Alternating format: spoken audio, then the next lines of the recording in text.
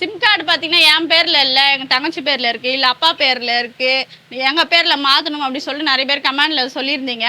நம்ம சேனலை பார்த்தீங்கன்னா சப்ஸ்கிரைப் பண்ணி வச்சுங்க. அடுத்த வீடியோ அதை போட்டுடலாம். சரிங்களா? எல்லாருக்கும் வணக்கம். சிம் கார்டு விற்கிறவங்க, சிம் கார்டு யூஸ் பண்ணுற சொரணை கெட்டவங்க, சூடு சொரணை இல்லாதவங்க எல்லாருக்கும் வணக்கம். ஏன் இவ்வளோ கோவப்பட்டு பேசுகிறேன் அப்படின்னா, நம்ம சிம் கார்டு யூஸ் பண்ணுறோம் அப்படின்னா ரேட்டு எவ்வளோ வேணால் ஏற்றினே போகிறான். அதை எழுத்து கேட்கவே முடியல நம்மளால். ஏன்னா எவ்வளோ பண்ணாலும் பரவாயில்ல, நான் ஃபோன் யூஸ் பண்ணியே அவனும் ஃபோனுக்கு அடிமையாயிட்டேன் அப்படின்ற மாதிரி ரீசார்ஜ் எவ்வளோ ஏற்றினாலும் அவனை கேட்காம இந்த மாதிரி ரீசார்ஜ் பண்ணிட்டு போயிடுறோம். இதே ஒரு பொட்டி கடையிலையோ ஒரு காய்கறி கடையோ போனோம்னா ₹1 கம்மி பண்ணி ₹1 எக்ஸ்ட்ரா சொல்கிறாங்க அப்படின்னா கடைக்காரர்கிட்ட சண்டைக்கு போகிறோம். கம்பெனிக்காரனை எழுத்து கேட்கறதுக்கு துப்பு இல்லாமல் இருக்கிறோம் நம்ம எல்லாருமே. ஏன்னா பார்த்தீங்கன்னா அது ப்ரைவேட் கம்பெனி, அவங்கள நம்மளால எதுவுமே கேட்க முடியாது. ஒயின் ஷாப்புக்கு போனால் கூட பார்த்தீங்கன்னா பாட்டிலுக்கு ரேட் ஏற்றி கேட்குறாங்க அப்படின்னு சொல்லிட்டு ஸ்ட்ரைக்லாம் பண்ணுறாங்க.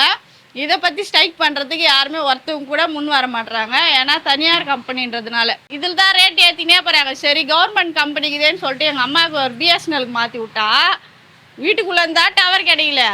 நான் கழனிக்கு போனாங்கன்னா அங்கேயும் டவர் கிடைக்கல. ஃபோனு எதுனா ரோட்டுக்கு எடுத்துன்னு வந்தால் தான் டவர் கிடைக்குது. ஒரு அர்ஜென்ட் ஆபத்துக்கு ஃபோன் பண்ணால் ஃபோனே போக மாட்டேங்குது பிஎஸ்என்எல்ல.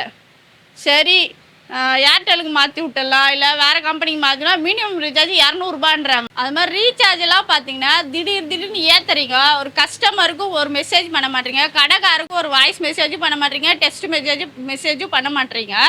கஸ்டமர் வந்து ரீசார்ஜ் பண்ண வந்தால் ₹350 ஆயிடுச்சு இப்போ அப்படின்னு சொன்னால், போன வாரம் தானே நான் எங்கள் வீட்டில் இருக்கிறவங்களுக்கு பண்ணேன், இந்த வாரம் நான் இல்லைன்றீங்கன்னு எங்களுக்கும் அவங்களுக்கும் பெரிய வாக்குவாதமே நடக்குது. அரை மணி நேரம் ஆகுது அவங்களுக்கு நாங்கள் புரிய வைக்கிறதுக்கு. எங்களுக்கு கிடைக்கிற ₹3 ₹4 கஸ்டமருக்கு எங்களுக்கு சண்டை வந்து கஸ்டமர் பார்த்திங்கன்னா வேறு கடைக்கே போயிடுறாங்க.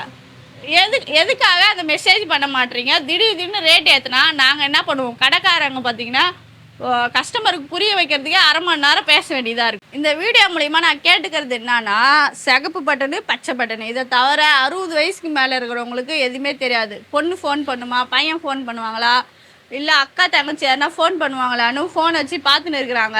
இன்கமிங்கே கட் பண்ணி விட்டுறீங்க. வந்து ஃபோனே வரலாமா அப்படின்னு சொல்லிட்டு எடுத்துன்னு வந்து காமிக்கிறாங்க. 60 வயசுக்கு மேலே வாழறதே இந்த காலத்தில் பெரிய பாக்கியமாக நாங்கள் நினைக்கிறோம். ஏன்னா நிறைய நோய்கள் வருது, சீக்கிரமாக இறந்துடுறாங்க. 60 வயசுக்கு மேலே இருக்கிறதே பெரிய பாக்கியம்.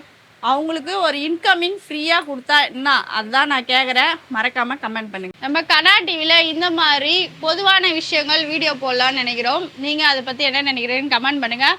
நீங்கள் சிம் கார்டு யூஸ் பண்ணுறீங்க, மொபைல் ஃபோன் யூஸ் பண்ணுறீங்க அப்படின்னா மாதம் எவ்வளோ ரீசார்ஜ்லாம் பண்ணிகிட்ருக்கீங்க, எவ்வளோ கம்மி பண்ணால் நல்லாயிருக்கும், எவ்வளோ ரீசார்ஜ் இருந்தால் நல்லாயிருக்கும் அப்படின்னு மறக்காமல் கமெண்டில் சொல்லுங்கள். இந்த வீடியோவை மறக்காமல் சிம் கார்டு யூஸ் பண்ணுற சூடு சொரணை இல்லாத எல்லாருக்கும் ஷேர் பண்ணிவிடுங்க.